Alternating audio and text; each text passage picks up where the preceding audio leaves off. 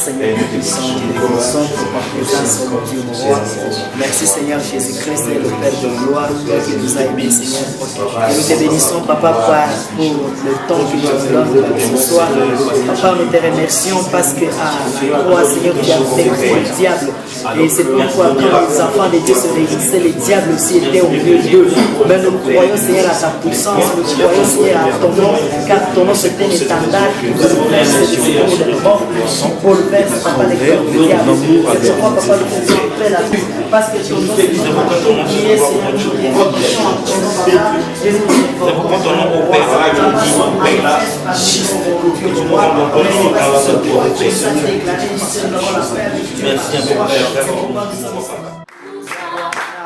Wewe Masia, viumbe vyote vinakutukuza.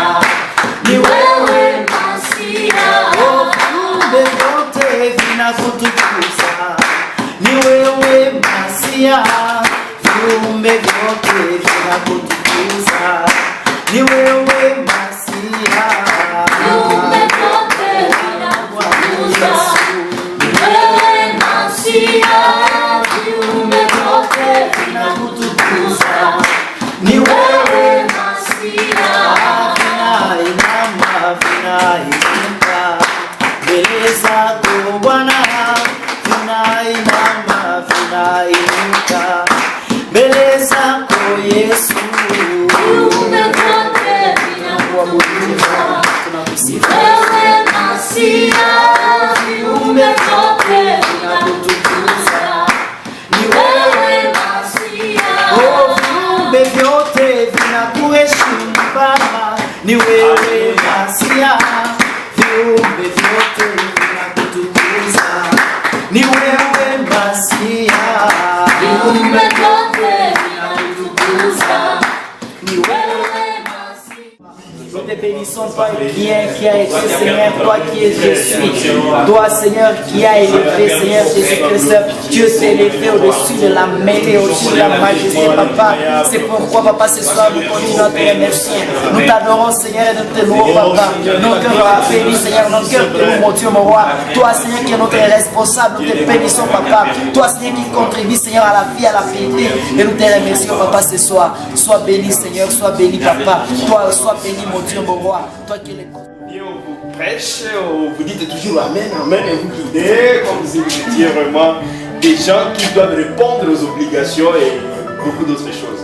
Ici, chez nous, à Christ, tous sommes libres. Amen. Nous allons commencer par le frère Dieu. Amen. Bon, en fait, moi, je bénis beaucoup le Seigneur. C'est vrai, chaque jour, nous sommes en train de bénir le Seigneur. Juste pour l'arrivée du frère Petro, le frère Yannick. C'est quelque chose qui nous a bénis. Au fort. C'est quelque chose qui nous a beaucoup bénis parce qu'on les attendait depuis longtemps, bien sûr, mais Dieu a fait qu'ils soient là. Et par rapport à tout le message que nous sommes en train de recevoir chaque jour, moi je dirais, dès l'arrivée du frère Yannick jusqu'à aujourd'hui, bon, jusqu'hier, aujourd'hui je n'ai rien coupé, mais je n'ai rien coupé parler, mais vraiment de le dimanche jusqu'au mardi, vraiment on est en train d'être bénis. Chaque jour au moins, il y a des nouveautés que j'ai. Et je crois vraiment que je suis en train de croître davantage dans la spiritualité. Haleluya. Kuna kitu alibariki sana kwa sababu na mimi pia hata nilikuwa nasoma ile verse lakini nilipita nikasema hii ni tena Mungu alipenda kunifundisha. Et il m'a fortement béni par une chose. Ni wakati alisema pale iko ndani ya Jean chapitre 3 verset 14 anasema et comme Moïse éleva les serpents dans le désert, il faut de même que le fils de l'homme soit élevé afin que quiconque croit à lui ait la vie éternelle. Na kwa ile akasema kwamba élévation de Jésus-Christ était sur la croix. L'élévation, c'est aller à la croix.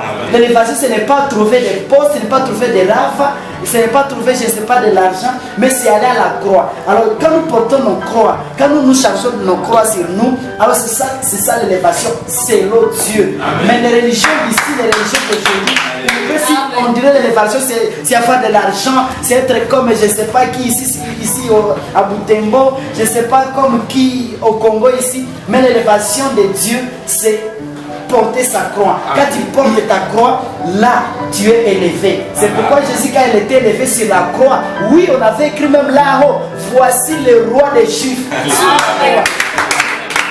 Si nous acceptons la croix, vraiment c'est ça le vraie élévation, c'est le Dieu. Et ma troisième bénédiction qui est la fin. Et c'est la fin de la bénédiction. C'est pour l'amour que le frère Yannick a montré. Il y a d'autres choses que nous ne devons pas laisser passer. Il y a une parole qu'il a parlé juste quand il est arrivé.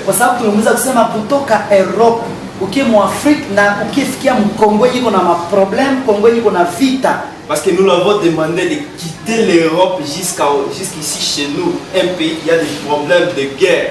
Lakini atupatia réponse niko simple ni nipatia pia kusema lazima niige hii mfano. Et il nous a donné une réponse très simple. Akasema wakati yetu tumeamini. Il a dit quand nous avons cru, ili imani yetu tulikuwa ni kama ni imani. Il faut que cette foi puisse se manifester. Ni wakati ni nafatanishwa na matendo kwa sababu imani bila matendo ni bure. C'est quand cette foi est accompagnée par des œuvres. Parce que sans les œuvres, notre foi est inutile. Amen. Ok. Kwa hivi matendo ya imani kuonesha amour pour les frères. Les œuvres de la foi, c'est montrer son amour aux frères. Kwa hivi hatuwezi tuko muimani na hatuwezi kuonesha upendo yetu kwa ndugu zetu katika Bwana. Et nous ne devons pas montrer notre amour quand nous ne le aux frères, quand nous ne le montrons pas cet amour. Kwa hivi frère Yannick hakukuja tu, juu alikuwa na pesa za kumfikisha hapa.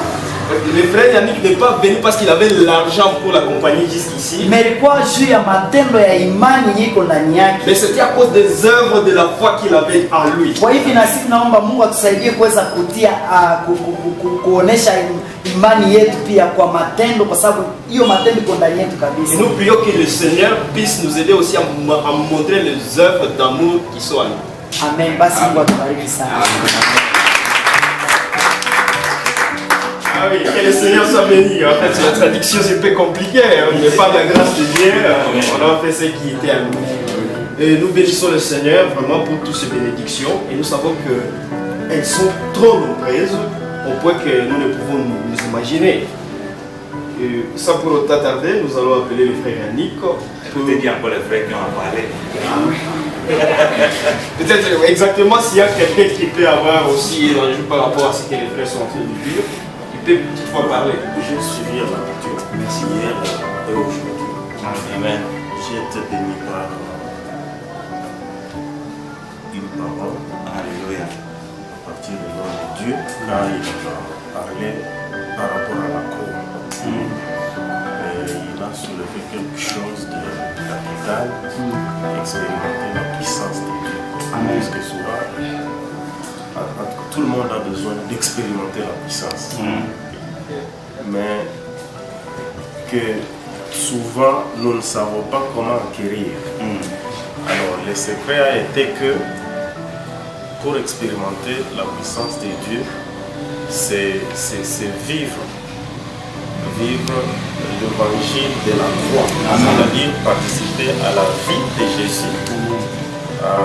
Sa souffrance, sa mort, sa résurrection. Alléluia. Et quand vous commencez à vivre avec ces prismes par rapport à cet évangile, à ce moment, vous commencez à expérimenter Dieu lui-même. Alléluia. La puissance de Dieu commence à se manifester dans votre vie.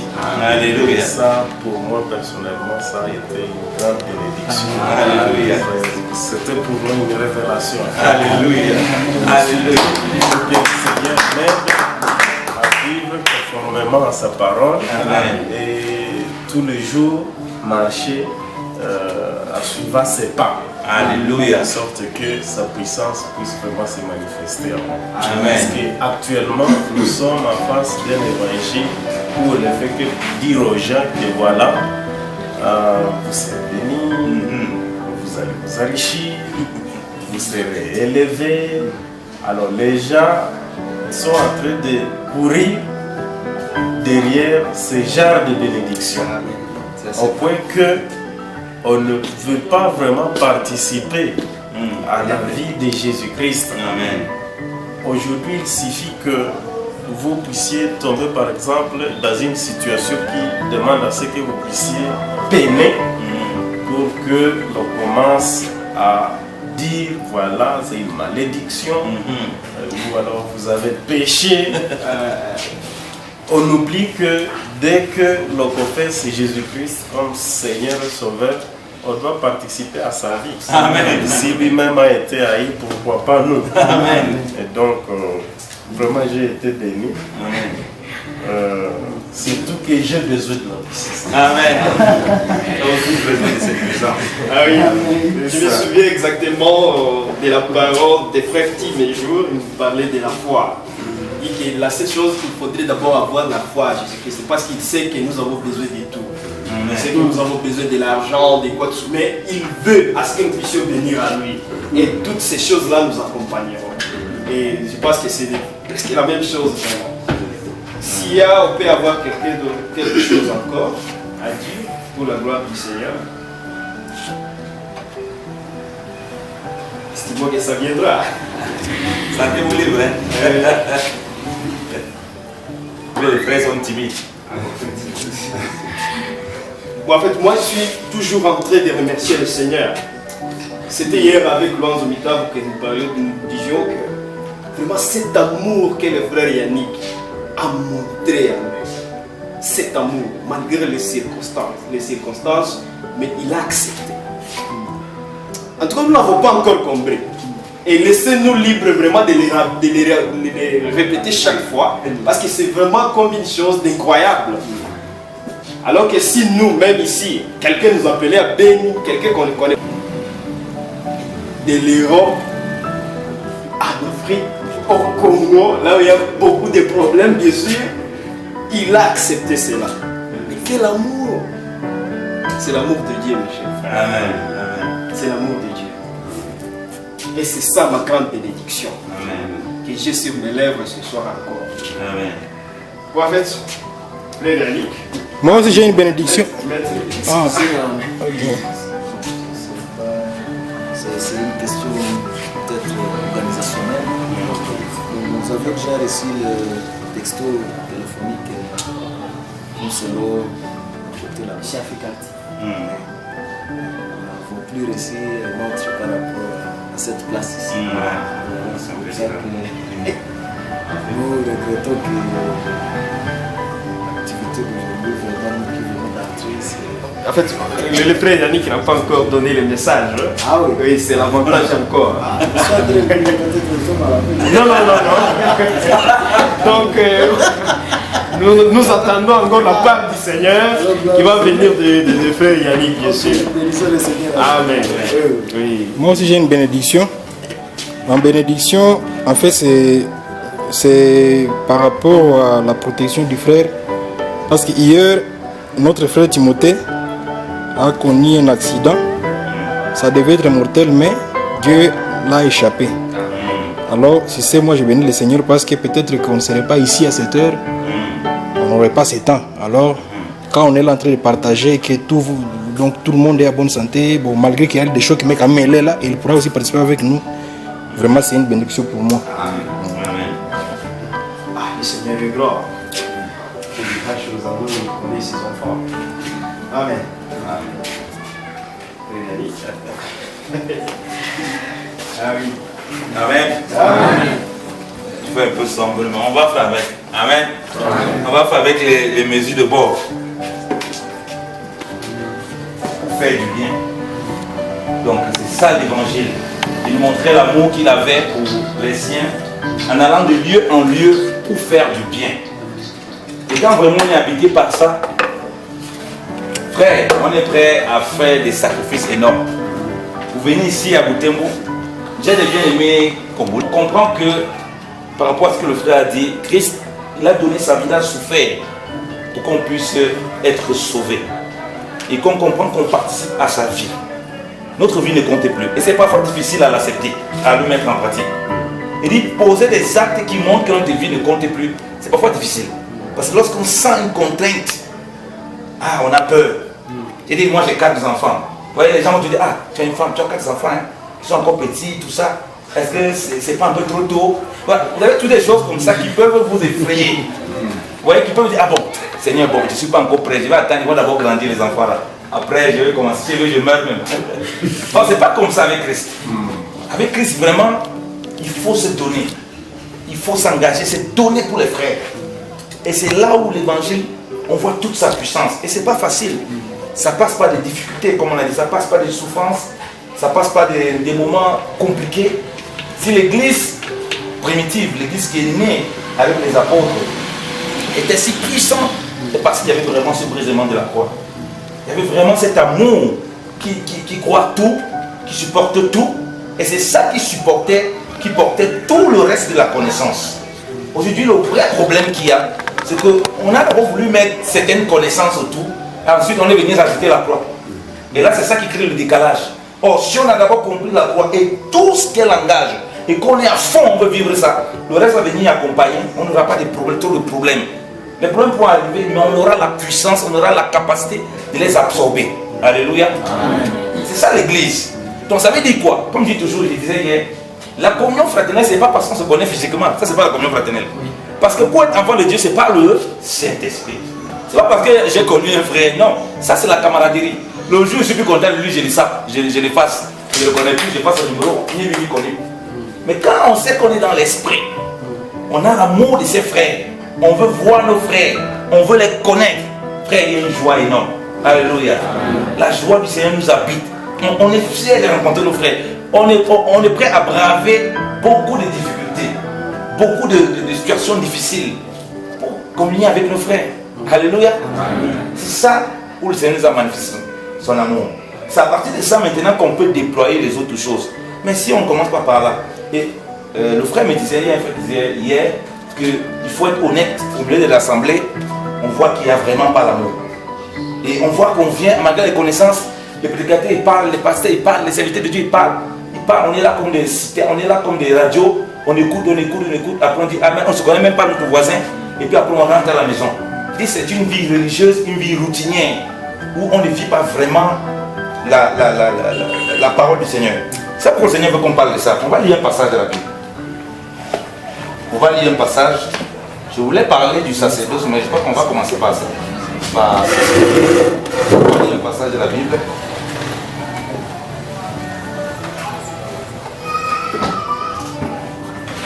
On va lire Matthieu.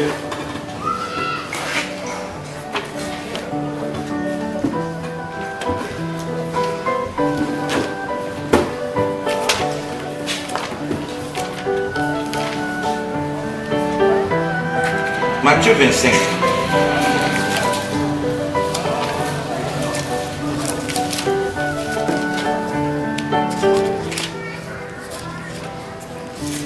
Verset 31. Une des choses qui m'a toujours frappé, quand le Seigneur va donner cette figure prophétique, cette parabole, par rapport à ces brebis, et les brebis qui ne sont pas de lui, des boucs, c'est assez frappant les éléments qu'il va utiliser pour montrer qui sont ce qui lui appartient. Si on est à partir du verset 1, il dit: Or, quand le Fils de l'homme viendra environné de sa gloire et accompagné de tous les saints anges, alors il s'assiera sur le trône de sa gloire et toutes les nations seront assemblées devant lui. Il séparera les uns d'avec les autres, comme le berger sépare les brebis d'avec les boucs. Et il mettra les brebis à sa droite et les boucs à sa gauche. Alléluia. Amen. Donc quand il vient, il montre une figure par rapport aux brebis, par rapport aux nations. Comment il va séparer brebis et boucs. Il met chacun à une position bien claire, bien précise. Ça veut dire qu'il connaît qui est brebis, il connaît qui est bouc. Mais regardez comment il va identifier les brebis et les boucs. C'est ça qui est fort, c'est ça qui est terrible. Alors, le roi dira à ceux qui seront à sa droite: venez les bénis de mon Père, possédez en héritage le royaume qui vous a été préparé dès la fondation du monde. Car j'ai eu faim, vous m'avez donné à manger. Alléluia. Amen. J'ai eu soif, vous m'avez donné à boire. J'étais étranger et vous m'avez recueilli. J'étais nu et vous m'avez vêtu. J'étais malade et vous m'avez visité. J'étais en prison et vous êtes venus vers moi. Alléluia. Amen. Alléluia. Amen. Ici, là, il n'a pas reconnu ses brebis avec le vacarme, avec les doctrines. Il est allé dans l'aspect pratique de l'amour de Dieu. L'aspect pratique de l'amour de Dieu qui nous met en contact avec notre prochain dans ses difficultés, dans les choses dont il a besoin. Et ce qui est étonnant dans ça, il nécessite un seul instant, une connaissance, une doctrine. C'est assez frappant. Il dit, bah non, venez le bénir de mon Père, parce que vous avez cru que je ne sais pas que Jésus, je ne sais pas, il est monté là où. Parce que vous avez cru, je ne sais. Il ne cite aucune doctrine. C'est assez frappant de comment lui reconnaît ses brebis. Il dit, j'avais faim. Vous m'avez donné à manger. Donc la foi de cette personne qui était justifiée par le Seigneur était tellement forte qu'il ne se lassait pas de se préoccuper de ceux qui avaient faim, de ceux qui avaient soif, de ceux qui étaient sans abri, qui étaient nus. Vous comprenez donc que c'est la mission de l'église de prendre soin, parce que les brebis c'est l'église. C'est la mission de l'église de prendre soin de ceux qui ont faim, de ceux qui ont soif, de ceux qui sont nus. Il ne faut pas attendre les riches. Là-bas, ici, il a parlé de ces brebis. Il n'a pas demandé s'ils sont riches ou s'ils sont pauvres. Donc, il ne faut pas attendre ça du monde. Il dit, j'étais en prison. Ouais, on va aller visiter les prisonniers là. Ce n'est pas au hasard. Quand il demandait qu'on visite les prisonniers. Il dit, j'étais en prison. Il n'a pas dit s'il était en prison. Il n'a pas dit l'exemple s'il avait volé ou bien s'il était un malfaiteur ou pas. J'étais prisonnier, point barre. Donc, en tant que prisonnier, même si je suis un voleur, même si je ne suis pas un voleur, vous devez me visiter. Amen. Parce que j'ai aussi droit à l'amour. J'ai aussi droit à la grâce. Alléluia. J'avais faim. Il ne cherche pas à savoir si j'avais dilapidé tout mon argent. Hein? Le gars, il avait beaucoup d'argent, il a vendu. Il a faim, mais on ne lui donne rien. Non. Donc, il ne cherche pas à savoir si j'avais faim. Bon, avant, j'avais beaucoup d'argent, puis j'ai gaspillé. Laissons-le, c'est bien, ça va lui apprendre. Il va apprendre les gars, j'ai bien son argent. Frère, ce n'est pas comme ça. Amen. J'avais faim, la personne a faim. On ne sait pas savoir comment il a fait pour arriver là. On lui donne à manger. Alléluia. J'avais soif. On ne sait pas s'il avait beaucoup de bidons d'eau. Il a versé tout l'eau là. Il dit bon, moi j'ai assez d'eau, je m'en fous. Il vient la pizza. Ah, il n'y a plus d'eau, c'est fini, c'est fini. Mais comme nous on sait qu'il a soif, on lui donne à boire. Alléluia. Vous savez ce qui se passe? C'est qu'en réalité, ce que ces personnes sont capables de faire, bien aimé dans le Seigneur, ce n'est pas parce qu'ils connaissent la personne. On verra ça un peu plus tard. Ce n'est pas parce qu'ils connaissent la personne. C'est une identité qu'ils ont en eux. C'est une nature. Vous comprenez? Donc ça veut dire que, comme je dis, pour donner à manger à quelqu'un, si tu veux commencer à calculer, mais est-ce qu'il n'a pas l'argent? Est-ce qu'il n'a pas l'argent sur lui? Mais le gars, c'est fini, il veut m'arnaquer. Vous allez quand vous allez rentrer dans les calculs. Donc, si vous voulez donner à manger, si vous voulez raisonner comme ça, vous aurez toujours des problèmes. Vous allez toujours chercher à faire des calculs. Alors que si c'est une nature, votre état, quand vous voyez quelqu'un qui a faim, ce qui vous anime, c'est de donner à manger, vous n'avez plus ce genre de problème. Alléluia. Amen. Donc voilà pourquoi quand on va aller en prison, quand on va aller voir les pauvres, les orphelins, on ne cherche pas à savoir comment il a fait, son père était où, sa mère était où, peut-être ses parents sont là-bas, c'est peut-être un business qu'on a organisé pour nous voler. Non frère, attention, non. On part avec tout l'amour du Seigneur. Alléluia. L'amour là ne se sent point le mal. Amen. L'amour là ne regarde pas comme ça, l'amour là n'est pas envieux. Mais c'est un amour qui se répand. C'est quelque chose qu'on a en soi, qu'on donne. Ce n'est pas quelque chose qu'on peut calculer. Alléluia. Amen. Et ici, il dit, j'étais étranger. Alléluia. Amen. Vous m'avez recueilli. Je suis comme un étranger que vous avez recueilli. Alléluia. Amen. Parce que vous pouvez vous dire, mais le gars là, il sort d'où? Ah, peut-être il vient ici pour faire des massacres aussi. Hein. Il fait semblant d'être prédicateur, mais il peut faire des massacres. Amen. Il dit, j'étais étranger, vous m'avez recueilli. Alléluia. Amen. Donc, vous voyez les gens qui étaient animés de l'amour, ils sont prêts à recueillir des étrangers. Tous ceux-ci ont des portées spirituelles très profondes. Jésus a dit ceci, l'homme ne va pas seulement du pain, mais de toutes paroles qui sortent de la bouche de Dieu. Alléluia. Amen. Manger aussi, avoir faim, c'est les gens qui n'ont pas la parole de Dieu. Alléluia. Amen. À qui il faut donner la parole de Dieu. Alléluia. Amen. Avoir soif, c'est les gens qui ont soif peut-être de Dieu. Jésus a dit que si quelqu'un a soif, qu'il vienne à moi, des fleuves d'eau vive couleront dans son sein. Alléluia. C'est de partager aussi la parole de Dieu. la vie de l'esprit que nous avons reçue, afin que les gens reçoivent la vie de l'esprit. Alléluia. Il dit, j'étais étranger. Ça peut être des gens qui étaient étrangers des choses de Dieu. Vous les accueillez pour les expliquer la parole de Dieu. Alléluia. Je monte au deuxième niveau spirituel. Au premier niveau, on doit aller à l'acte physique clair. Ensuite, il faut qu'on revienne à la position spirituelle aussi. Pour savoir que, parce qu'on fait du bien aux gens avec les dons que nous avons, spirituels et physiques. Alléluia. Christ a d'abord pris la chose physique pour dire que bon voilà, ça va s'appliquer comme ça. Et je remonte à un niveau pour nous montrer que nous aussi en tant qu'enfants de Dieu, nous devons avoir cette grâce. Nous devons comprendre ça, que si quelqu'un a soif, c'est à nous de lui donner à boire. Alléluia. Il ne faut pas attendre que ça vienne du ciel. Si nous avons reçu, le peu que nous avons reçu, nous partageons. Alléluia. Donc il dit, j'étais étranger. Il dit, j'étais nu. Alléluia. Vous m'avez fait Dieu. Alléluia. Le premier niveau, comme je dis, il y a des gens là qui n'ont pas quoi ça. C'est pourquoi j'ai dit à l'entour au monsieur qui a appelé, s'il n'a pas d'assemblée, il n'a pas moyen, qu'il nous contacte. Parce que si Dieu permet qu'on parvienne à écouter quelqu'un comme ça qui dit qu'il n'a pas d'habit, qu'il ne parvient pas à manger, c'est aussi pour nous mettre devant nos responsabilités. Alléluia. On dit, ah, s'il n'a pas, papa, rentre encore avec nous.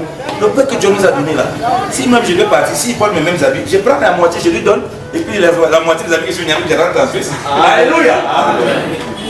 C'est ça l'œuvre de Dieu. C'est de façon pratique qu'on manifeste l'amour. Donc je lui ai déjà donné le revêtement spirituel.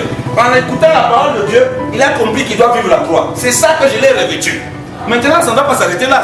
Autrement, c'est seulement que les paroles. Il me dit, non papa, j'ai compris les choses spirituelles. Ça veut dire qu'il a été vêtu. Il était nu avant, il n'avait pas l'habit spirituel. Je l'ai vêtu. Maintenant, il me dit, papa, tu as donné le vêtement spirituel, mais ta physique là, ça ne va pas. Je ne peux pas marcher plus dans les rues. Je vais aussi séparer mes habits. Je vais aussi lui donner. Alléluia. Voilà pourquoi les responsables, moi ça me choque toujours. Les responsables d'assemblée, mais ça, plutôt qu'on apporte des habits. Moi, je ne comprends pas. Au lieu que c'est eux qui doivent prendre les habits pour donner au bébé. Mais c'est le bébé, lui, il n'a même pas les habits. Mais il prend encore ça, il donne encore aux responsables. Qu'est-ce qui ne va pas? Depuis quand c'est au fils d'amasser pour le père, c'est au père d'amasser pour les fils. Nos parents nous ont vêtus, c'est nous qui avons vêtu les parents. Donc, tu es un père dans la foi, mais c'est encore toi qu'on pense que tu as vêtu. Ça, c'est que scandale ça. Ah, c'est l'évangile à l'envers. Donc il dit, j'étais nu, vous m'avez vêtu. J'étais malade. Voilà un point qui lève, qui est très important. Jésus-Christ, vous savez, beaucoup de chrétiens cherchent beaucoup de choses pour rien. Beaucoup de fantaisies pour rien, frère. Il dit, j'étais malade. Ça peut arriver que les gens sont vraiment malades. Bien aimé, la guérison ne va passer pas parce que tu vas seulement prier. Rien que le simple fait de les visiter, rien que le simple fait de ta présence peut guérir cette personne dans Jésus. Amen. Parce qu'il se sent abandonné, il se sent rejeté.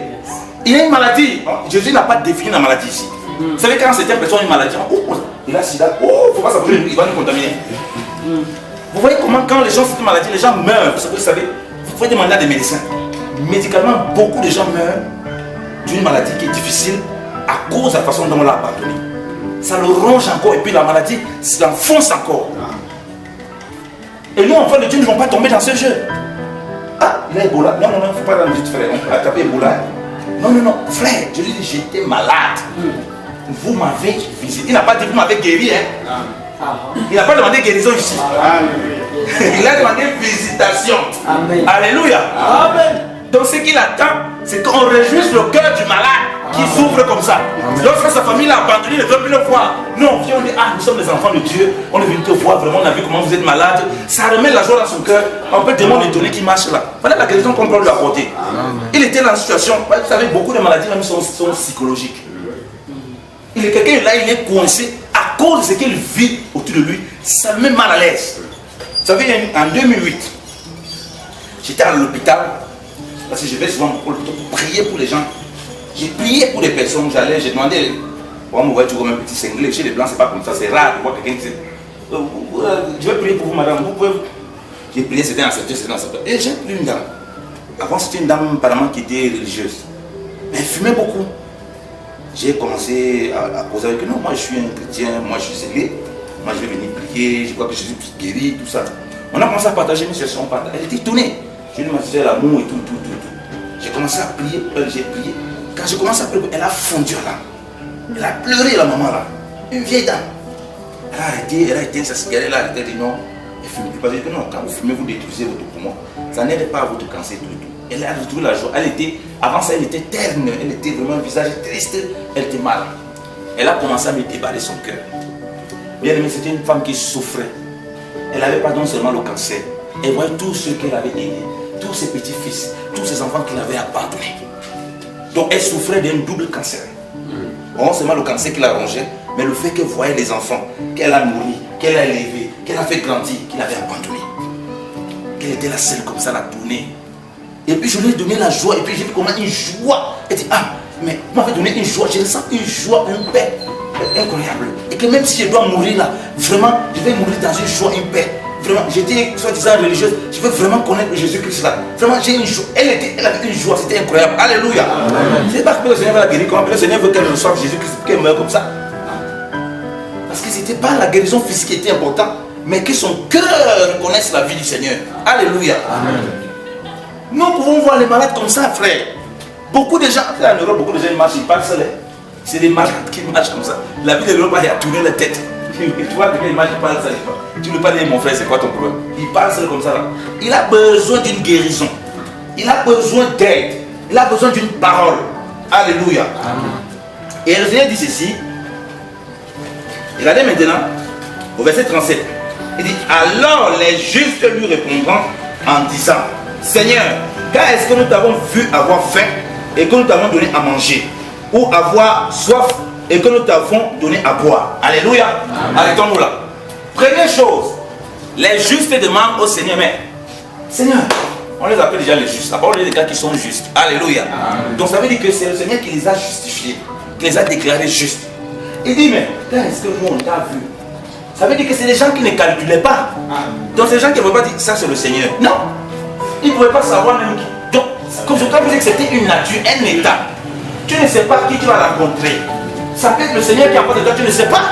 Tu n'en sais rien. Tout ce que tu sais, c'est que tout ce que tu as reçu du Seigneur, tu dois donner. Alléluia. Parce qu'il y a plus de joie à donner qu'à recevoir. Donc tu donnes. Quelqu'un avait faim, tu donnes à manger. Quelqu'un avait soif, tu donnes à boire. Et puis toi, le Seigneur te dit, ah, moi j'avais faim. Hey, Seigneur, c'était quand ça? Bon, il n'y avait pas de calcul. Parce qu'il y a des calculs, tu commences à réfléchir. Est-ce que j'ai accompli l'œuvre de Dieu là? Est-ce que je ne me suis pas loupé? Est-ce que tu commences à faire des calculs? Alors que là, il n'y a pas de calcul possible. C'est leur nature, c'est leur condition. Des gens qui aiment partager ce qu'ils ont. Des gens qui veulent voir les autres être nourris. Des gens qui veulent voir les autres être nourris tant physiquement que spirituellement. Des gens qui se soucient des autres. Des gens qui partagent ce qu'ils ont. Alléluia. Amen. Ça ne dépendait pas s'ils connaissaient la personne. Parce qu'ils demandent qu'est-ce que nous on t'a vu. Ça veut dire qu'il fallait connaître la personne. Si c'est un chrétien qui venait dire, ah frère, j'ai faim. Ah non, comme tu es enfant de Dieu, il faut qu'on partageons. L'autre vient, ah j'ai faim. Toi tu es chrétien? Non, je ne suis pas chrétien. Il n'y a pas assez mon frère. Voilà, Dieu va te bénir. Dieu va te bénir. Regarde la nourriture chez toi. Le Seigneur dit que si nous aimons comme les pharisiens, on invite seulement les gens qui nous invitent. On fait quoi de mieux? On fait quoi de mieux? Que les gens de mauvaise vie font pareil. C'est pourquoi dans les églises, je ne comprends pas. Il y a l'agapé, on n'invite pas les païens, on n'invite pas ou bien les gens de dehors. On s'invite entre nous seulement, on mange entre nous. Tu dis, c'est quelle soit ça? Donc, on mange qu'entre nous. C'est pas bon. Quand il y a l'agapé, quand il y a de quoi manger, on cherche ceux qui ont faim. Amen. Alléluia. Amen. Pour les faire manger à l'église. Mais nous, on mange entre nous. Alors qu'on est même rassasié. Le reste, on jette même encore. Ça, c'est très grave. Il dit, quand est-ce qu'on t'a vu? Quand est-ce qu'on t'a vu? C'est-à-dire que si on essaie de définir physiquement, on va se louper. Quand on comprend qu'on doit donner à manger ce que quelqu'un a fait, on doit penser aux pauvres, on doit penser aux gens qui sont dans les difficultés. Frère, on n'a plus la même mentalité. On n'a plus la même mentalité. Je Seigneur dit, si vous aimez uniquement ceux qui vous aiment, vous faites quoi de supérieur que les païens? Vous êtes les païens avec seulement un costume chrétien. C'est tout. Donc les gens ont faim. C'est à nous. Donc pense quand tu penses. Je l'ai dit, quand tu fais ta fête, n'invite pas ceux qui peuvent te rendre. Mais comment ça fait-il qu'au chrétien, ah frère, on va pas prendre des petits agapés. On invite seulement les gens qui peuvent nous rendre. On les penser, ah il y a des gens qui ne parviennent pas à manger. Invitons les gens qui ne parviennent pas à manger là. Invitons les enfants qui ont de la peine à manger. Invitons les frères qui ont des difficultés pour manger. Invitons tous ceux qui ont de la peine. Pourquoi ça ne nous passe pas dans la tête? Parce que facilement un esprit sectaire, un esprit religieux veut toujours se mettre en place pour qu'on se réjouisse seulement entre nous. Oh, le Seigneur dit, ce n'est pas comme ça qu'il reconnaît ses plaisirs. Il dit, quand est-ce que nous avons vu que tu as eu faim, nous t'avons donné à manger. Alléluia. Amen. Donc ça doit être une disposition du cœur. pensons toujours aux nécessités qu'on veut donner à manger. Quand on veut donner à manger à nos enfants, on voit qu'ils ont faim. Ils ont besoin de manger. Alors quand nous pensons à donner à manger, en tant qu'enfant de Dieu, nous devons penser plus large. Si nos enfants ont faim aussi, pour leur donner à manger. Il y a aussi des autres enfants qui ont faim dehors, alléluia. Il y a aussi des orphelins qui ont faim, alléluia. On peut aussi contribuer avec la mesure que Dieu nous a donnée, alléluia. Donc ils ne savent pas, ils n'ont pas pu reconnaître le Seigneur. Il dit, verset 38, et quand est-ce que nous t'avons vu étranger et que nous t'avons recueilli, ou nu et que nous t'avons vêtu? Ou quand est-ce que nous t'avons vu malade ou en prison et que nous sommes venus vers toi? Et le roi répondant leur dit, en vérité je vous dis, qu'en tant que vous avez fait ces choses à l'un de ces plus petits de mes frères, vous me l'avez fait à moi-même. Alléluia. Amen. Alléluia. Amen. Ça c'est merveilleux ça. Le Seigneur reconnaît que quand vous avez fait ça à l'un de ces petits, plus petits de ses frères, c'est à lui que vous avez fait. Alléluia. Donc il ne faut pas attendre que le Seigneur s'apparaisse. Ah, tu viens demander, le Seigneur m'a envoyé vers toi frère, que tu me donnes pas à manger. Ah, si c'est le Seigneur qui t'a envoyé, il va te donner un peu. L'autre qui vient, il dit, frère, j'ai faim. Ah, bon, comme il n'a pas dit que le Seigneur l'a envoyé, toi tu lui dis non, moi je n'ai rien fait, vraiment tu vis un moment difficile. Parce que là, le premier a dit que le Seigneur m'a envoyé, j'ai eu une révélation que Dieu voulait que je vienne chez toi, tu as quelque chose à manger. Là tu es coincé, puisqu'on a mis Dieu devant, tu ne sais plus comment réguler. Tu ne sais plus comment faire. Tu obéis. Tu obéis sur la contrainte, mais tu te comportes effectivement comme un bouc. Alors que la brebis là, il ne fait pas de distinction. Donc il n'a pas pu reconnaître qui était le frère du Seigneur. Donc il faisait sans distinction. Alléluia. C'est exactement comme ça que nous devons faire. Mais pour ça, il faut avoir connaissance ce cœur. Ce cœur qui est rabaissé à pouvoir toujours manifester l'amour. Alléluia. Ce cœur, on comprend qu'on doit participer avec Jésus-Christ. Alléluia. Vous savez, faire du bien, il y a une contrainte qu'on fait du bien quand même. Cette contrainte, c'est que parfois on a peur de ne pas recevoir en retour le même bien qu'on fait. Vous savez, c'est ça qui nous bloque souvent. Mais quand on comprend que ce n'est pas pour nous qu'on fait, c'est pour le Seigneur, bénir le Seigneur, on ne se limite pas à faire du bien. Alléluia. On ne s'arrête pas à faire du bien. Alléluia.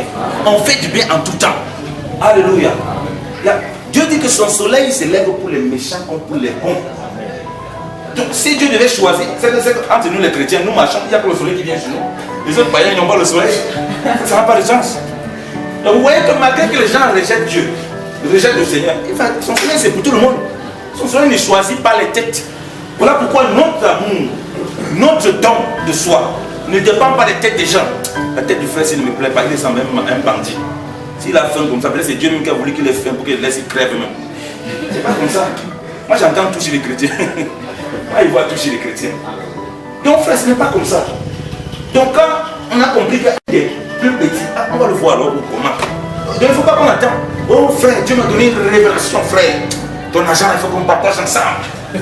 Et tu vas dire, est-ce que le Seigneur a donné la révélation au frère? Il a donné le montant qui est dans ma poche. Et s'il ne donne pas, c'est le problème.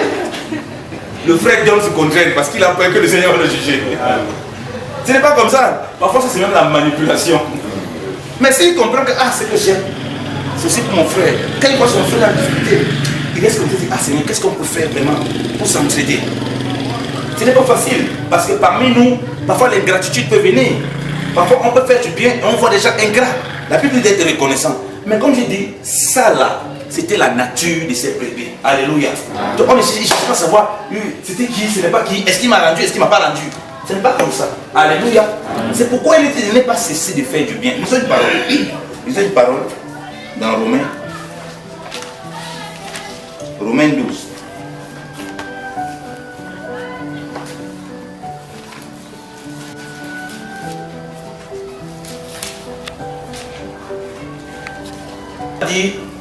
On va lire Romains 12 à partir du verset 12.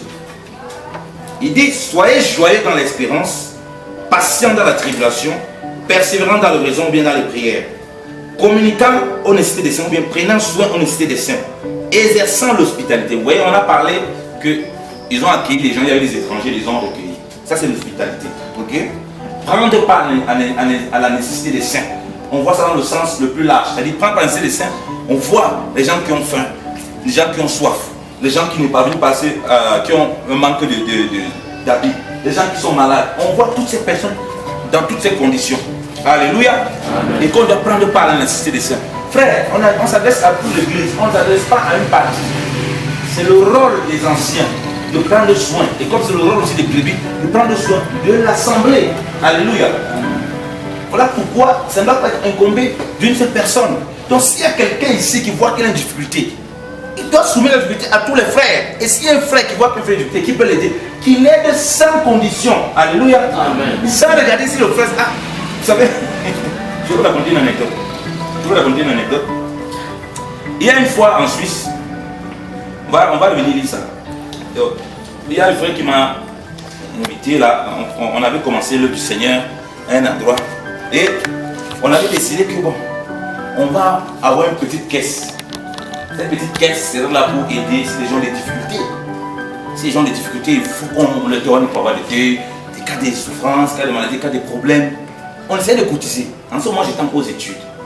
J'étudie encore à l'école d'ingénieur, donc je n'ai pas encore fini. Je me battais avec mes petits boulots. Il y avait des gens dans l'assemblée qui ne donnaient rien. Frère, on savait qu'ils travaillaient, ils avaient des gros salaires, mais ils ne donnaient rien. Et puis, certains frères, ça commençait à graisser. Hey. Alors, comme il y avait d'autres qui demandaient, qui avaient des difficultés, qui demandaient, bon, il y a des difficultés, bon, on a demandé, bon, 100 francs, si quelqu'un a peut-être 2, on donne 100 francs, c'est quelqu'un, ceci. Aussi entendu, ah, il y a un frère donc qui a eu un problème. Lui, il ne donnait absolument rien.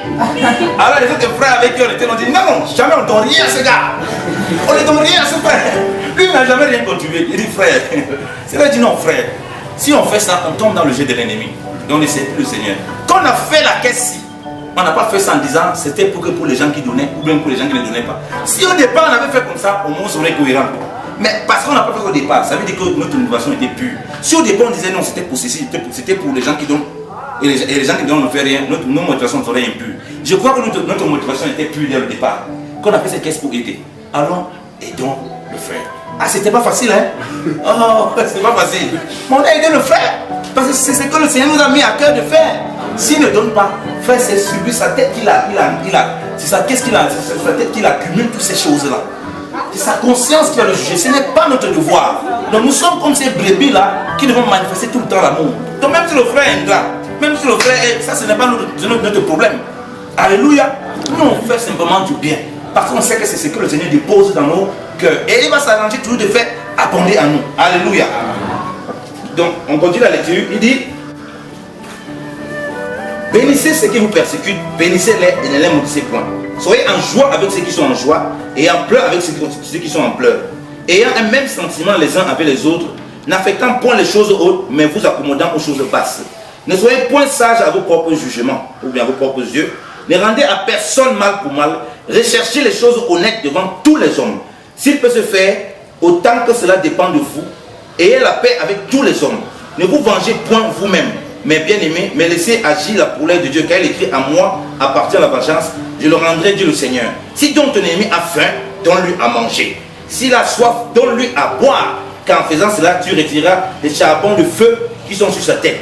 Ne sois point surmonté par le mal, mais surmonte le mal par le bien. Alléluia. Amen. Alléluia. Amen. Vous voyez que ce que Paul dit ici, inspiré par le Saint-Esprit, c'est exactement ce que le Seigneur définit sur ces brebis-là. Voir sur ces brebis qui étaient ses brebis à lui, qui marchaient avec cet amour du Seigneur. Qui a dit non, pour faire ça, il faut être honnête, ce n'est pas facile. Ce n'est pas du tout facile. Faire du bien et recevoir du mal, c'est très difficile à supporter. C'est où on se rappelle qu'on est dans la croix. Alléluia. Amen. Si on comprend, si on dit on est plus dans la croix, on dit non, c'est bon, j'arrête là. Mais si on comprend qu'on est dans la croix, on est une même plante avec Christ. Sa vie là, on est une même chose. Donc de toute façon, on va simplement vivre ça. On va tout le temps, parce que les déceptions, frère, dans l'œuvre de Dieu, il y a trop de déceptions. Il y a des gens qui vous avez tout donné, frère, à un moment ils vont être ingrats. Mais vous, si vous arrêtez sur cette ingratitude, vous n'allez jamais faire l'œuvre de Dieu. Les gens qui vous avez fait du bien, vous le savez dans votre marche. Il y a beaucoup de gens qui vous ont déçus. Il y a beaucoup de gens que vous avez même pris comme ça, recueillis comme vos enfants. Vous avez donné à manger, vous avez vêtu, vous avez inscrit à l'école. Demain, ils vous reconnaissent. Mais vous n'allez pas cesser de faire, parce que c'est votre travail, c'est votre nature de faire du bien. Alléluia. Et c'est pourquoi, pour continuer à faire ça, il faut le brisement de la croix. Sinon la chair va commencer à réclamer: non, non, non, non, tu as assez fait du bien aux gens comme ça, c'est faire du bien. Mais quand tu as compris que ce bien ne dépend pas des personnes que tu vois en face, ce bien ne dépend pas si on t'a été généreux avec toi ou pas, parce qu'il y a plus de joie à donner qu'à recevoir, puisque tu dois toujours être dans celui qui donne, alors, bien aimé dans le Seigneur, tu trouves la force dans le Seigneur. Alléluia. Tu vois comme, c'est comme on disait tout à l'heure, la puissance de Dieu. Là où tu as mis ta main, disais non, ici je ne vais plus jamais contribuer là. C'est là, celui-là, même s'il vient me demander quel problème, je ne vais rien faire. Quand il vient, alors qu'il t'a abusé, tu vois comment le Seigneur incline ton cœur. Alléluia. Amen. Tu es encore prêt à aider. Et là, ça c'est la folie. Il faut être honnête, c'est la folie. Quand on abuse de quelqu'un, la première chose qu'il veut faire, c'est de ne plus jamais pouvoir tenter. Souvent, comme on dit, non, même quand le serpent t'a mordu, même du verre du terre, tu as peur. Mais là, quand tu es en Christ, tu n'as peur de rien. Alléluia. Parce que c'est le Seigneur qui t'a appelé, qui investit tous ses biens en toi, qui investit toutes les choses en toi. Il sait comment les renouveler. Alléluia. Il sait comment te travailler. Alléluia. Parce que parfois, nous disons, ah, Seigneur, vraiment, nous voulons, tu es amour, nous voulons aimer comme toi, tu dois aimer. Il faut s'imaginer, Dieu a créé toute sa création. Et il y a quand même une partie de la création qui dit que non, Dieu là, c'est conneries, il n'existe pas. Pourquoi imaginer ce que ça peut faire? Donc pendant longtemps, il y a des gens qui refusent, qui rejettent Dieu. Ils ne veulent rien entendre de lui. Bon, vous-même, on a fait juste un petit bien. Et puis on nous a craché dessus. Nous on a dit qu'on ne veut plus rien faire. C'est que Dieu a arrêté le soleil, il a dit il n'y a plus de soleil, il n'y a plus rien. Comme vous, ne voulez pas vous repentir. Je vais mettre un petit soleil sur chaque tête des chrétiens là. Et chacun aura son soleil et sa pluie. Mais non, même les paysans qui se moquent de Dieu, il y a la pluie qui tombe, ils mangent, ils se foutent de Dieu. Il n'a pas cessé. Et la Bible nous dit, ils sont parfaits comme ton Père est parfait. Voilà les soubassements pour reconnaître un enfant de Dieu. Comment se fait-il que nous les chrétiens, on soit loupés là-dessus? Comment se fait-il que quelqu'un peut, dans l'assemblée, les gens peuvent enrichir des conducteurs alors qu'il y a des chrétiens qui souffrent? Je ne comprends pas. C'est pas possible. Si on a compris ça, je vous assure, on ne peut pas s'amuser à tomber dans ce piège.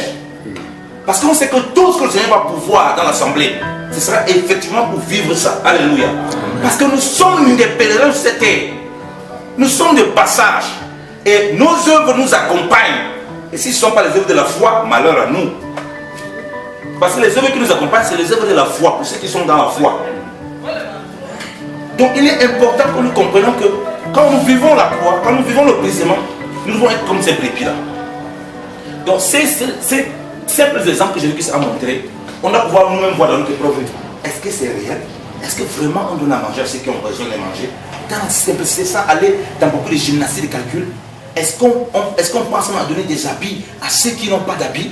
Parfois on passe là, on voit des enfants, ils ont des habits déchirés, ils ont des habits complètement déchirés, mais on les regarde, on fait comme s'il n'y avait rien. Parfois on voit des personnes qui sont malades, mais on passe, on regarde avec un regard méprisant. Est-ce que vraiment on se donne pleinement, totalement pour que les gens soient touchés? Frère, ça nous a nous interpeller pour voir les fruits que nous portons. Est-ce qu'on est vraiment hospitalier? Est-ce qu'on pense aux prisonniers vraiment?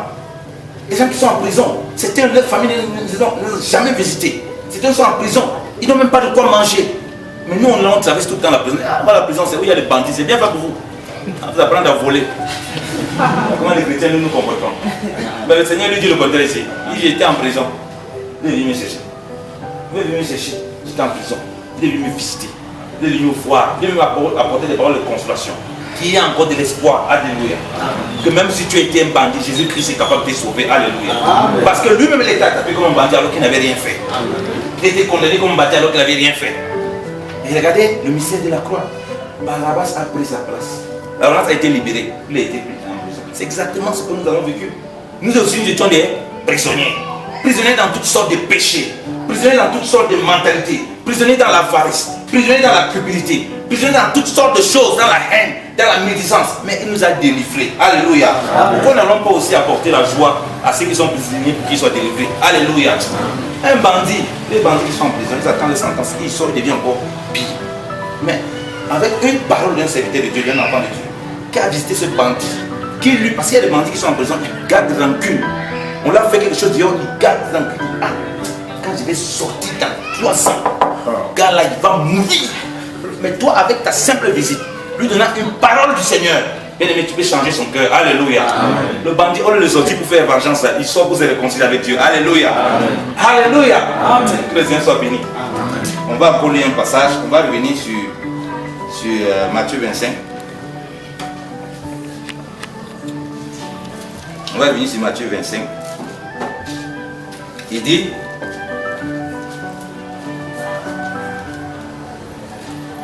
verset 41, alors il dira à ceux qui seront à sa gauche, maudit, retirez-vous de moi.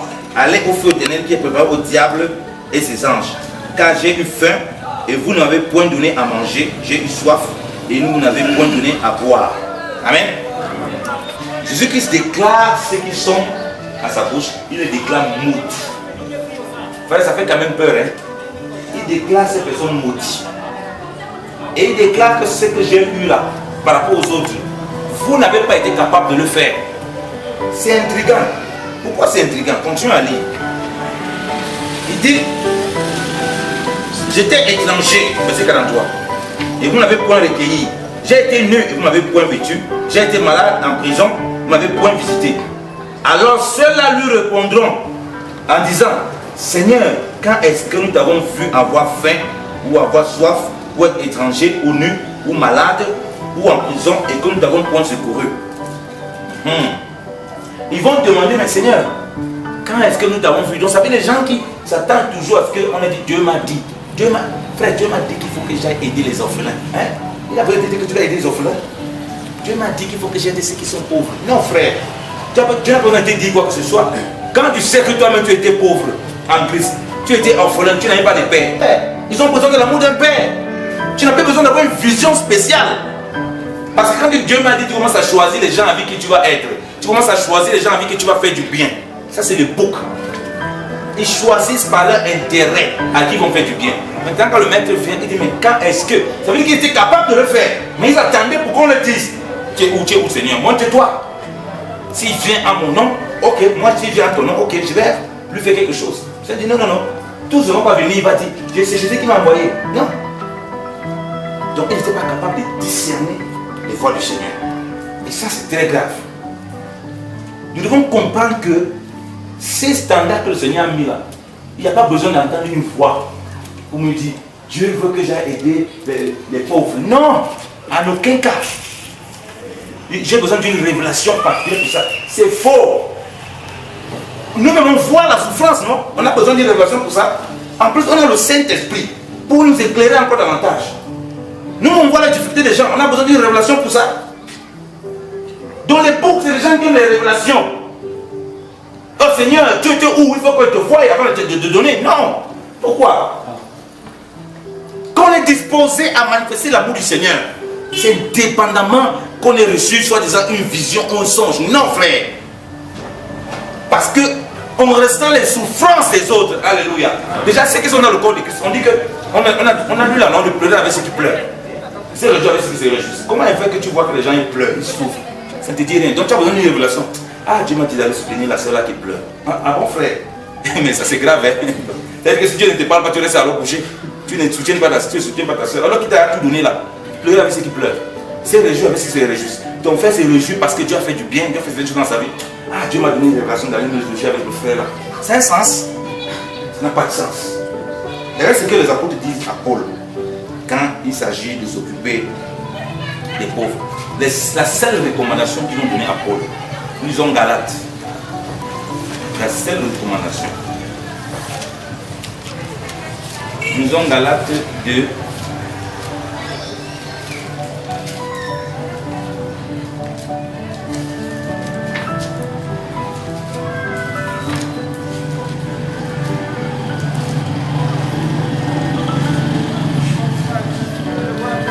Galates 2. À partir du verset 7. Il dit, mais au contraire, quand il vit que la prédication de l'évangile du prépuce m'était commise, donc des gentils, comme celle de la circoncision l'était à Pierre, car celui qui a opéré avec efficace par Pierre en la charge d'apôtre envers la circoncision, a aussi opéré avec efficace par moi envers les gentils. Jacques dit, Céphas et Jean, qui sont estimés être les colonnes ayant reconnu la grâce que j'avais reçue, me donnaient à moi et à Barnabas la main d'association afin que nous allassions vers les gentils et qu'ils allassent eux vers ceux de la circoncision. Nous recommandons seulement de nous souvenir des pauvres, ce que je me suis étudié de faire. Alléluia. Nous recommandons, la seule recommandation que les apôtres ont donnée. Il dit, quand Paul et Barnabas ont exposé ce qu'ils prêchaient, parce que Paul précise que c'est après 14 ans, il dit, par révélation qui montre que j'espère que je ne coupe pas, mais il faut que les gens se voient ce que je prêche, ce que je vis avec les frères. Il parle, il expose la doctrine de l'évangile qu'il prêche et il montre tous les prodiges que Dieu fait. Ah frère, vraiment gloire à Dieu. Il les donne la main d'association pour les dire non. Allez vraiment vers les gens qui ne sont pas circoncis, dont les non-juifs. Allez vers eux pour annoncer la parole. Mais on a une seule recommandation. Une seule recommandation. C'est souvenir des pauvres. C'est souvenir des pauvres. Vous comprenez pourquoi c'est quand nous chrétiens, ceux qui sont pauvres, premier niveau des pauvres, les pauvres physiques. Deuxième niveau, les pauvres spirituels, les gens qui ont vraiment sont pauvres dans les choses de l'esprit, qu'il faut apporter la parole de Dieu. Commençons au premier niveau, les pauvres physiques. Paul dit, je me suis étudié, donc je me suis appliqué. Alors, si Paul s'applique à le faire, vous et moi, nous sommes plus excellents que lui. Un homme que Dieu a utilisé, qui s'est laissé briser totalement par le Seigneur pour nous apporter l'évangile. Regarde sa préoccupation. Il dit, il s'est appliqué. On nous appliquer aussi comme ça pour aider ceux qui ont faim, pour aider ceux qui ont soif, pour aider ceux qui sont nus, pour aider ceux qui sont en prison, pour aider ceux qui sont malades, pour aider ceux qui ont besoin de vêtements. Il dit, je me suis étudié à le faire. C'est notre responsabilité. Même si c'est dur, frère. Je dis toujours, il n'y a pas besoin d'être riche pour aider quelqu'un. Non, c'est faux. Quand tu n'as pas, quand tu as un peu, tu ne vas pas partager avec quelqu'un. Ce n'est pas quand tu auras beaucoup que tu vas partager. Ça, c'est faux. Parce que plus tu auras là, plus aussi tes problèmes vont augmenter. Tu vas commencer à dire, ah non frère, si tu as 10 francs aujourd'hui, tu as le problème de 10 francs. Quand tu auras $200, tu auras le problème de $200. Quand tu auras $1 million, tu auras le problème de $1 million. Donc si avec 10 francs là, tu ne parviens pas à retirer $1 de chiffre pour aider quelqu'un, ce n'est pas avec 100 francs, 200 que tu vas retirer $1 pour aider quelqu'un. Jamais. Ça ne se passe pas comme ça. Il dit, nous sommes étudiés à le faire. Je me suis étudié. Est-ce le cas pour vous et moi, bien-aimés dans le Seigneur? Est-ce que nous étudions vraiment à aider les démunis? Parce que l'évangile, on peut parler de toutes les théories, on passe aussi toutes les doctrines ici, là. Oh, les doctrines, les chrétiens sont forts. Hein. Si on prend la théorie, c'est oh, on prend la théorie. Non. On dit pas ce tableau-là, le gars va dessiner. Il va même dessiner Jésus avec le ciel, avec les arcs-en-ciel. Mais là, on va dire non, maintenant il faut aller à la pratique. Là, on va commencer à gratter, chacun va commencer à gratter sa tête. On va commencer à dire, frère, ça fait combien de temps? Depuis quand là tu n'as même pu aider, tu as regardé les veuves, les orphelins. Depuis quand est-ce que tu as même réussi de dire, ah Seigneur, sur les 10 francs que j'ai, il faut que je retire même 1 franc. Je m'en vais même, j'essaie d'aider ceux qui sont dans les temps de difficulté. Pourquoi ça nous traverse par l'esprit? Pourquoi? Il y a un problème. Donc il faut que le fondement de l'amour que Christ nous a laissé pour prendre soin les uns les autres soit notre partage. Alléluia. Et ça c'est dans la croix. Le reste là, Dieu va nous amener dans l'équilibre. Alléluia. Amen. Donc c'est à l'église de le faire. Premier, les responsables de l'assemblée s'appliquer eux-mêmes à partager cela. Parce que c'est vrai que le désordre qu'on a aujourd'hui au milieu du peuple de Dieu, que ceux qui sont devant pour expliquer ça, ils ne le font pas. Ils font autre chose. Ils s'asseyent plutôt, c'est eux qui sont nourris. C'est ça le problème. Et ceux aussi qui sont assis ne font pas beaucoup d'efforts pour eux-mêmes lire la parole, pour comprendre. Mais personne va venir devant Dieu au jugement dit, écoute Seigneur, c'est à cause de mon pasteur que je ne comprenais pas la parole. En aucun cas, tu as la parole de Dieu, tu as les Écritures, tu t'appliques toi-même à te lever le matin, tu l'as lu. Il a dit que ce livre de la loi ne s'éloigne pas de ta bouche. Donc ça c'est valable pour toi et moi. Quand tu es à la maison pour lire ta parole, tu n'as pas besoin du pasteur, tu n'as pas besoin des anciens. C'est ta propre marche avec le Seigneur. Donc c'est ta responsabilité. Donc si le pasteur échoue, si les responsables échouent, ça ne veut pas dire que toi tu peux échouer. Alléluia. Donc si l'assemblée décide qu'ils sont là de fonder, ils s'adressent, vous vous assemblez. Vous dites non, le Seigneur dit qu'il faut s'occuper des veuves. Vous vous occupez des veuves, des orphelins, des diminués. Alléluia. C'est notre responsabilité. On ne va pas fuir notre responsabilité parce que d'autres ne le font pas. Comme j'ai dit, c'est vrai que le premier niveau, parce qu'on peut être jeune dans la foi, on ne comprend pas encore certaines choses. Mais d'une façon, on aura l'occasion de grandir. Si on lit la parole de Dieu, si on a envie des prières, c'est responsable d'organiser cela. Il y avait des difficultés, les apôtres, les gens vendaient leurs biens, ils venaient déposer au pied des apôtres. Bon, voilà ce qu'on a pu avoir. Maintenant, qu'est-ce qu'il faut faire? Les apôtres regardaient, ah ok, combien il y a de difficultés ici là, voilà, on va partager comme ceci. Il était dans le partage. Alléluia. Comment se fait-il qu'au milieu du peuple de Dieu, vous voyez l'église, ça fait mal. Les gens qui sont très très riches dans l'église, les gens qui sont très très pauvres, mais ils sont dans la même assemblée. Le pasteur ne peut rien dire parce que le jour où il touche les riches là, il perd son gombo. Le gombo c'est l'argent. Hein. Chez nous souvent c'est comme ça, c'est un langage un peu utilisé. Donc il perd son argent. Parce que c'est que s'il touche Le riche là, c'est fini, on n'a plus d'offrande, on n'a plus de dîmes, on n'a plus d'argent. Or, ce n'est pas comme ça que nous, enfants de Dieu, nous devons marcher. Nous devons apporter l'équilibre, nous devons apporter la vie, nous devons apporter la vérité. L'amour se fait dans la vérité. Donc voilà pourquoi nous devons mettre tout ce que nous avons pour le bien de l'Église. Alléluia. Pour le bien des frères. Il ne doit pas avoir d'indigène, il ne doit pas avoir ce déséquilibre-là. C'est là où ça commence avec ces brebis. Il n'y a pas ce déséquilibre-là. Et c'est comme ça aussi. Si on n'est pas capable de prendre soin de nous, si c'est les gens dehors qu'on va prendre soin, ce n'est pas possible. Je veux dire que si quelqu'un n'est pas capable de prendre soin des siens, de de sa famille, mais il est pire qu'un infidèle, il a régné la foi. Vous voyez des personnes qui ont été choquées. Il a cru au Seigneur Jésus-Christ. Sa famille l'a jeté dehors. On ne veut plus entendre parler de lui. Il vient en assemblée. Personne, aucun frère n'est capable de lui mettre sa chambre qui dorment ensemble. Je dis, mais ça, c'est quelle fraternité ça? Ça n'a pas de sens. Il se met à dormir dans la rue. Je dis, mais ça, c'est quoi? C'est quelle histoire? C'est des choses qui font très mal. Quand on voit dans l'œuvre de Dieu, quand je vois c'est des choses qui me choquent terriblement. Il y a une telle méfiance. Vous dites qu'il y en a la plus que Dieu te bénisse, mais personne n'est capable de lui donner même un endroit où il peut se coucher chez vous. Il y a un problème. Il y a un problème. Vous voyez les enfants, parce qu'il y a beaucoup d'enfants qui ont cru au Seigneur, on les a chassés de la maison. Ils viennent, ils ne parviennent pas à se scolariser. L'église, chacun fait comme si. Regarde, c'est le problème. Les pasteurs, c'est nourrices, ils s'engraissent comme il faut. Les frères n'ont pas pu aller à l'école. Après, on va encore essayer le même frère là que non, vous ne faites aucun effort. Il va prendre l'argent où? Quand il vient, il n'a pas pu. C'est à l'église de prendre ses responsabilités pour aider ces personnes, pour leur donner ce qu'ils ont besoin. Alléluia. Et on voit que quand Jacques reproche les Hébreux dans les 12 Hébreux qui étaient répartis, qui n'avancent à l'aide, qui avait ça parmi les chrétiens? Quelqu'un a besoin de quelqu'un s'habille un peu mal, on lui dit que non, on va t'asseoir au fond. Quelqu'un a un habit somptueux, on lui dit non, viens devant. On voit que cette mentalité vient beaucoup chez les gens. Les gens voient beaucoup à l'apparence. On a tendance à mettre à l'aise ceux qui ont plus de moyens et ne pas les froisser, ne pas les toucher. Ce n'est pas comme ça dans le Seigneur. Ceux qui ont des moyens doivent se mettre à disposition de ceux qui n'en ont pas. Alléluia. Donc il n'y a pas à nourrir, à engraisser les conducteurs. Ça ne se passe pas comme ça. S'il y a quelqu'un qui doit souffrir et qui doit encore plus souffrir pour l'œuvre de Dieu, c'est eux. C'est nous. Ceux qui sont là devant pour donner l'œuvre de Dieu. Ils doivent souffrir comme Paul dit. Nous sommes les balayeurs du monde à cause de vous. Nous devons être des balayeurs. Ton responsable des balayeurs. Quels sont les responsables? Il est tellement grand, il va même faire du sport. Il courait un peu comme ça, c'est comme sa langue va tomber. Ça me rappelle comme ça un serviteur de Dieu. Il voyait un gênant. Lui, il ne faisait plus bien. On dit, chaque fin du mois, jeûne. On faisait le jeûne d'Esther. Tous les fins du mois. 3 jours, sec. Chaque fin du mois. Lui, il va vous dire chaque fin du mois, jeûne d'Esther. Mais lui-même, il ne gêne jamais. Hein. Un jour, il voit. Les gens, ils jeûnent tout le temps comme ça. Il veut montrer quoi? Il veut gêner. Lui-même aussi, il voulait gêner. Mais il est oublié qu'il passe tellement son temps à s'engraisser. Il passe tellement son temps à être inerte. Il a voulu gêner. Un jour après, il est seulement tombé. L'ambulance est venue le chercher. Pour aller à l'hôpital. Parce que c'est quelqu'un qui ne se mettait plus à part pour les brebis. Qui n'avait plus ce temps où il se renonçait à lui-même. Il met des charges sur les autres, lui-même il ne touche pas d'un petit bout de temps. Tous les fins, vous savez, le jeune de ça a fait ça une fois, on ne dit pas qu'elle a répété ça. Mais nous on faisait tous les fins du mois. Mais le propre responsable n'était pas capable de le faire. Ça c'est un sens. Comment on peut demander aux autres de faire quelque chose que nous on ne peut pas faire? Mais nous-mêmes, quand même apporter l'argent, on doit avoir double honneur.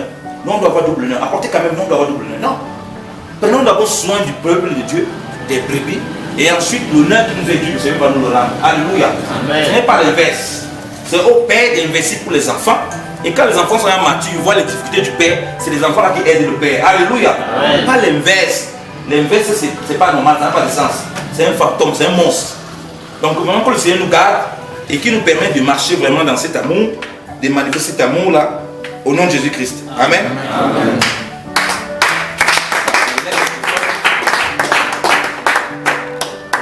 Si vous avez des questions, si vous avez des choses que vous voulez dire, vous voulez rajouter, sentez-vous libre.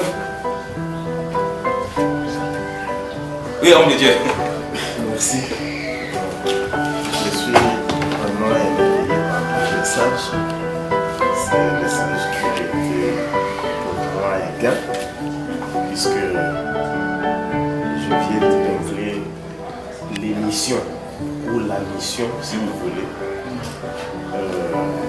Que le Seigneur attend de moi. Et j'ai épinglé 6 missions. Amen. Ma première mission, c'était par rapport à ceux qui ont faim. et qui ont droit à la nourriture. Amen. Deuxième mission, ce sont ceux qui ont soif. Amen. Ils ont droit à l'eau, en fait, Amen. ou au breuvage. Amen. La troisième mission, c'est par rapport aux étrangers. Alléluia. La quatrième mission, c'est par rapport à ceux qui sont nus, Amen. ceux qui n'ont rien à se retirer. La cinquième mission, c'est par rapport aux malades. Alléluia. Et la dernière, c'est par rapport aux prisonniers. Alléluia. Alors, ce qui m'a beaucoup intéressé, c'est quand l'intervenant était en train d'y aller à 2 degrés. Du point de vue physique, ça c'est une mission à ne pas rejeter. Amen. Mais quand cela me tient, du point de vue spirituel aussi. Amen. Et quand j'étais en train d'essayer de peser en fait ces missions, en tout cas, dans tous les degrés, il y avait toujours de la pertinence. Amen. Que ce soit ceux qui ont faim, du point de vue physique, en tout cas il y en a. Amen. Ceux qui ont faim de la parole, ceux qui ont soif de la parole, Alléluia. doivent être visités. Alléluia. Ceux qui sont des étrangers, du point de vue physique, ils doivent être assistés. Amen. Parce que la plupart des fois, les étrangers sont méprisés. Amen. Et il y en a aussi des étrangers par rapport, n'est-ce pas, à la parole de Dieu aussi. Alléluia. Donc, tous ces gens-là doivent être visités et recueillis. Amen. Ceux qui sont nus, ceux qui ne sont pas vêtus. Ici, je passe à l'Apocalypse, où il a été dit, nous sommes vêtus d'une robe blanche, qui est la justice de Dieu. Amen. Donc voilà un peu, je me dis, la mission pour laquelle Dieu me laisse sur terre. Amen. Et cette mission ici est très capitale, puisque c'est cette mission ici qui va en fait matérialiser ou concrétiser votre amour vis-à-vis de Jésus. Alléluia. Puisque les gens ont posé la question de savoir quand est-ce que. À la fin, Jésus dit non, toutes les fois que vous étiez en train de faire cela à ceux qui étaient à vos côtés, c'est à moi. Alléluia. Quelque part dans la parole, il est écrit comment est-ce que vous pouvez penser que vous aimez Dieu alors que vous haïssez celui qui est à vos côtés. Donc le fait pour moi de m'intéresser à celui qui est à mes côtés, cela est une preuve tangible que j'aime vraiment le Seigneur. Alléluia.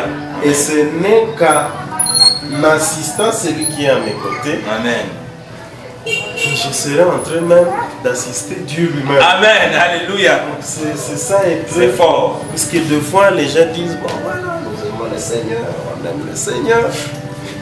Ainsi de suite. On raconte beaucoup de choses. Mais dans l'entretemps, on n'est pas en train d'accomplir cette chose. Donc je m'imagine qu'on risque d'être dans l'erreur. Mais alors, à chaque fois que vous serez en train d'accomplir cette mission, j'ai beaucoup aimé l'appellation.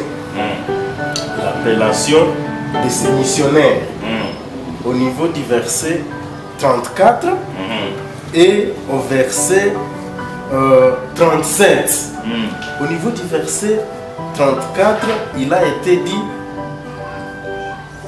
alors le roi dira à ceux qui seront à sa droite. Ce sont ces missionnaires ici.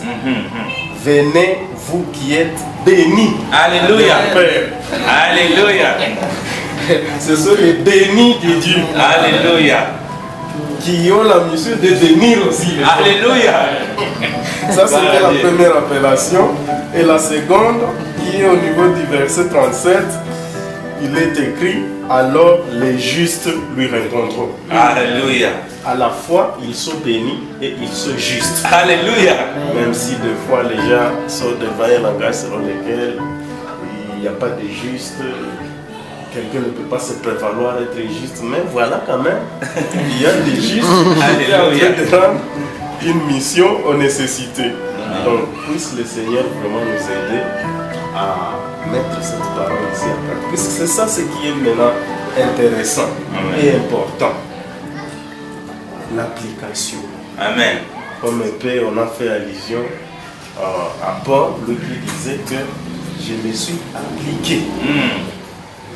Je sais que ce n'est pas facile, mais avec l'aide de l'Éternel, Paul a dit, j'ai pris tout par Jésus-Christ qui me fortifie. Amen. Félicitations. Sois béni, papa. Sentez-vous libre, bien aimé. Oui, papa. Il y a tellement de mains, il y a tellement d'éducation. Oui, homme de Dieu, vas-y, parle. J'avais une préoccupation. J'avais déjà suivi notre enseignement. Le prédicateur du jour a justifié sa position en prenant les textes qui parlaient de Vierge qui attendait le point. Il y en avait ceux qui étaient folles, ceux qui étaient sages, celles qui étaient folles qui ont préparé évidemment une petite quantité, celles qui étaient sages qui ont préparé conséquemment. À un moment donné, lorsque l'époux est arrivé, la quantité de vierges folles là